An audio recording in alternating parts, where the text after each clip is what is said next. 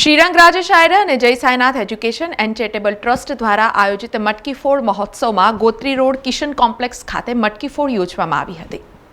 વડોદરા શહેરમાં યુવા કાઉન્સિલર શ્રીરંગ રાજેશાયર અને જય Sainath education and charitable trust દ્વારા આયોજિત મટકી ફોડ મહોત્સવ દરમિયાન ગોરવા ITI 4 રસ્તા ખાતે મટકી ફોડ્યા બાદ મટકી ફોડ ટીમ ગોત્રી કિશન કોમ્પ્લેક્સ ખાતે પહોંચી હતી, જ્યાં હાજર જનમેદનીએ યુવા કોર્પોરેટર શ્રીરંગ રાજેશાયરે, આયોજક અને પૂર્વ કોર્પોરેટર રાજેશાયરે અને મટકી ફોડ વ્યાયામવીરોનું સ્વાગત કર્યું હતું। જે બાદ વડોદરાના મેયર પિંકી સોનીની ઉપસ્થિતિમાં મટકી ફોડ કાર્યક્રમ યોજવામાં આવ્યો હતો।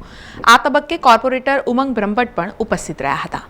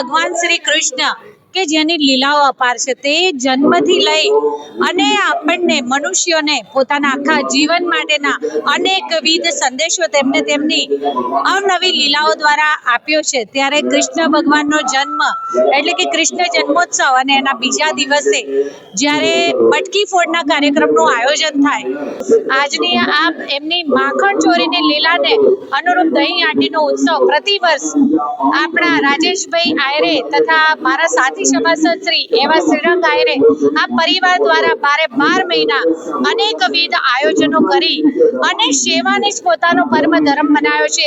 એવા સેવા મનોરથી રાજેશભાઈ અને શ્રીરંગભાઈ આયરેને હું ખૂબ ખૂબ શુભેચ્છાઓ પાઠવું છું।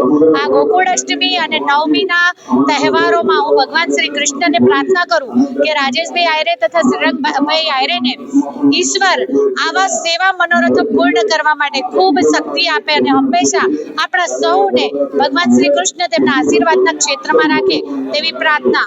સમાચારોના સતત અપડેટ માટે TNN ન્યૂઝને YouTube પર સબસ્ક્રાઇબ કરી બેલ આઇકોન પ્રેસ કરો અને અમારી સાથે જોડાયેલા રહો Facebook, Instagram અને Twitter ઉપર।